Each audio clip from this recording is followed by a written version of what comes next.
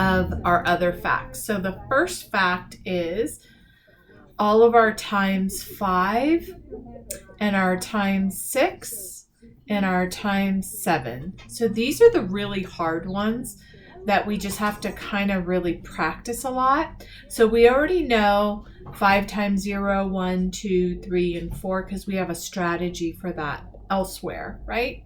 We don't care if it's 3 times 5 or 5 times 3, it's still the same answer. So the ones that we have to work on is 5 times 5, another one is 5 times 6, 5 times 7, and 5 times 8. So we have a couple ways we can do this. We can either just memorize them, or we can count up by 5s. So 5 times 5, I have a little trick for. It's 2 5s. So we just remember it as 25.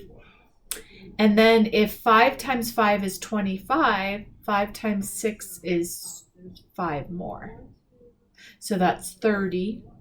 Or we can just count up 5, 10, 15, 20, 25, 30. Right? And then 5 times 7 is 35. We can either memorize that or we can count up 5, 10, 15, 20, 25, 30, 35. And then 5 times 8 is 40. And we can either memorize it or we can count up 5, 10, 15, 20, 25, 30, 35, 40. So those ones are pretty okay because we know how to count up by 5s, right? 6 times 5, we already have here as 5 times 6, right? It's the same answer because order doesn't matter. So 6 times 5 is 30 and 5 times 6 is 30. So you can always use the 5 strategy or the 6 strategy. Doesn't matter. There really is no 6 strategy. 6s are kind of tricky. So whenever you can use a different strategy, that's what you're going to want to use. So the next one is 6 times 7.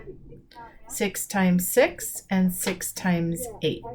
So for these ones, we're just going to memorize them. 6 times 6, it kind of rhymes. So we're going to remember it like this. 6 times 6 is 36. And then 6 times 7, we have to memorize 42.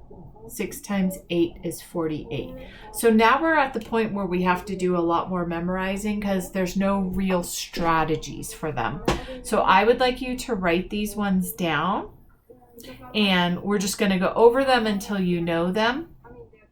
And then the good part is we already have 7 times 6 and we already have 7 times 5 because we learned them over here.